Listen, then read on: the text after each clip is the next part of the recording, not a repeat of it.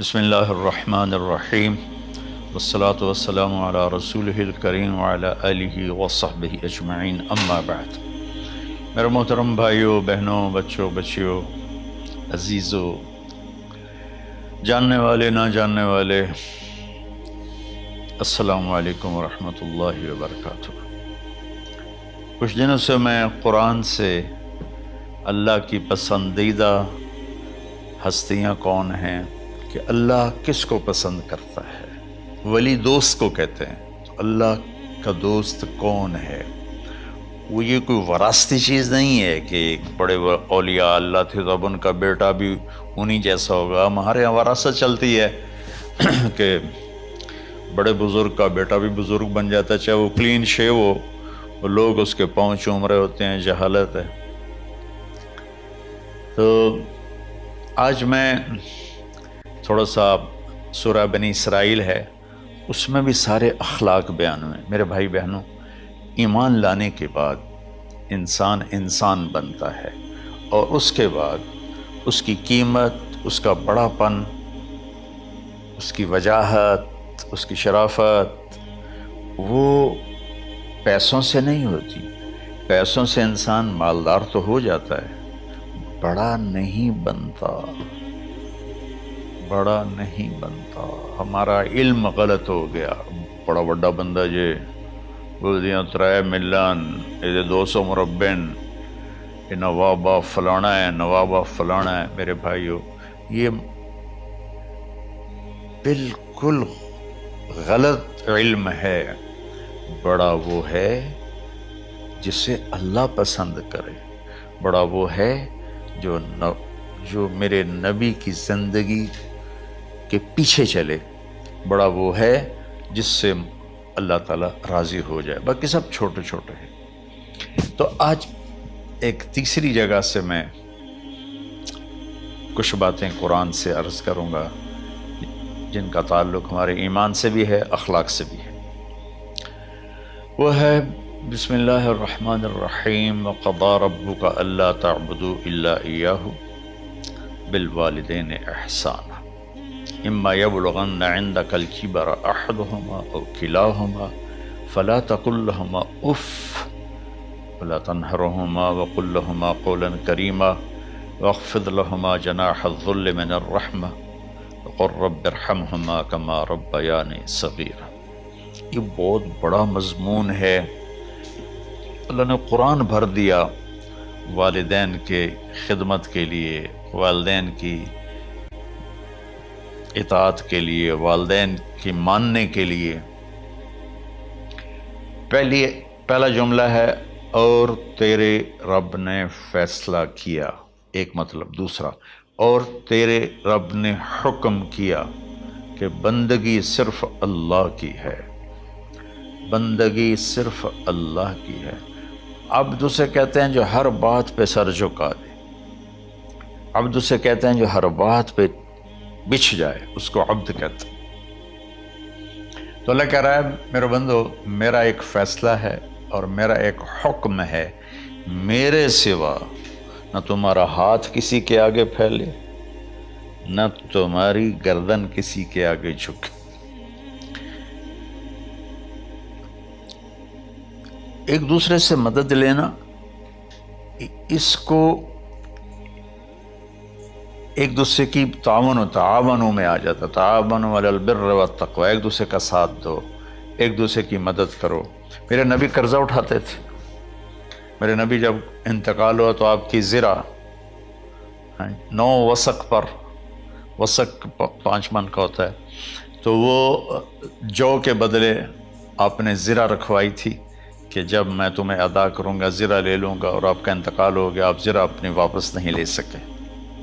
وہ چیزیں جن کا تعلق صرف اللہ کی ذات سے ہے اور کوئی نہیں کر سکتا، اس میں صرف اللہ کے آگے ہاتھ پھیلا، جیسے ہم کہتے ہیں مدد، نصرت۔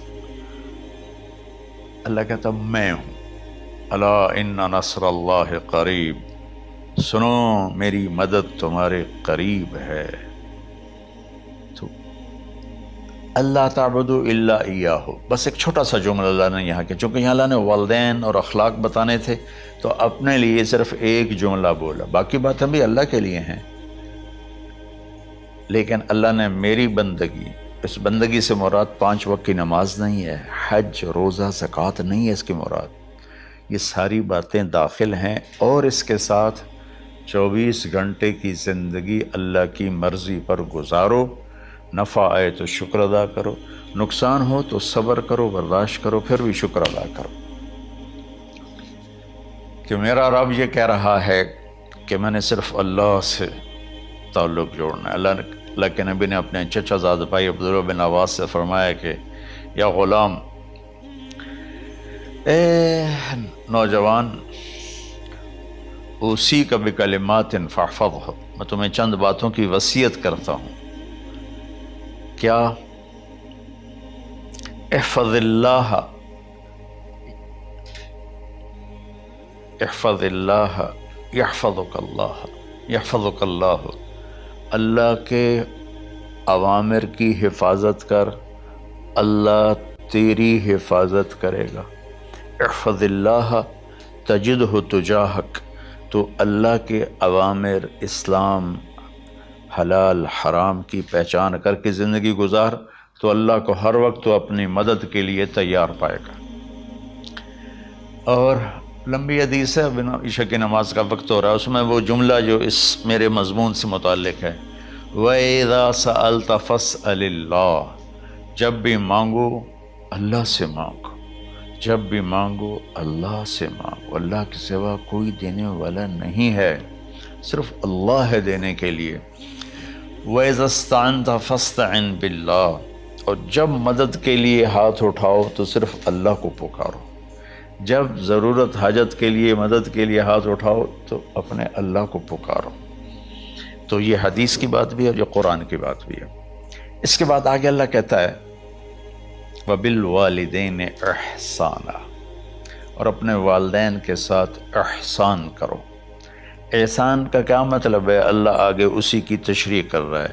ویسے احسان کا مطلب عربی میں ہوتا ہے، یہ جو ہمارا اردو کا احسان ہے، میں تیرے تو احسان کیتا تو ہوں میں نالے کی کر رہے ہیں، یہ بھی مطلب ہے، لیکن احسان کا اصل مطلب ہوتا ہے، احسان حسن سے ہے، حسن، حسن سے الف، 2 الف ملے اور احسان بن گیا۔ احسان کا مطلب ہوتا ہے کسی بھی کام کو جو دنیا کا ہے، دین کا ہے، اسے انتہائی خوبصورت طریقے سے کرنا۔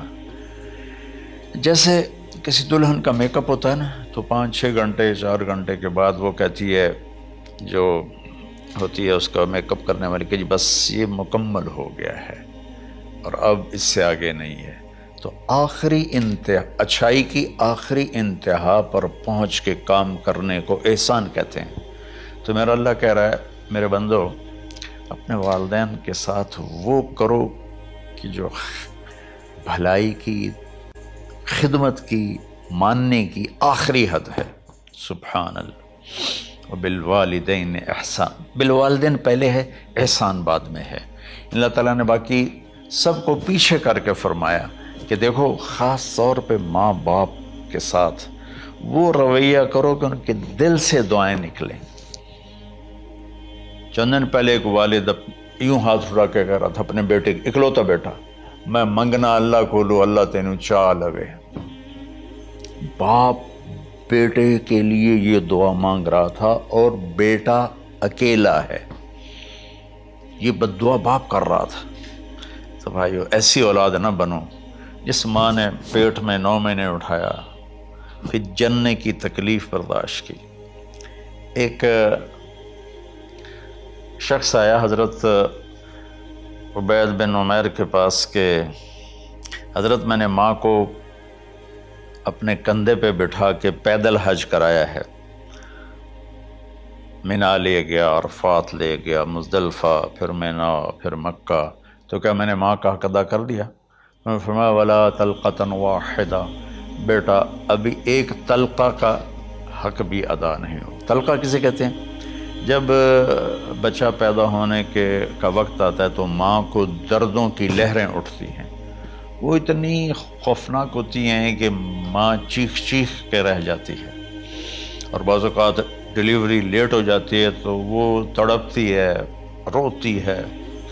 وہ جو لہریں ہیں نا، پیٹ میں آتی ہیں جاتی ہیں، آتی ہیں جاتی ہیں، ایک لہر جو درد کی اٹھتی ہے اس کو کہتے ہیں طلقہ۔ میں قربان جاؤں، انہوں نے فرمایا بیٹا ابھی تیری ماں نے جو تجھے جنا تھا، اس وقت جو تجھے درد، وہ تیری ماں نے درد کی لہریں برداشت کی تھیں، اس میں سے ایک لہر کا بھی حق ادا نہیں ہوا، یعنی کہ حق ادا ہو ہی نہیں سکتا۔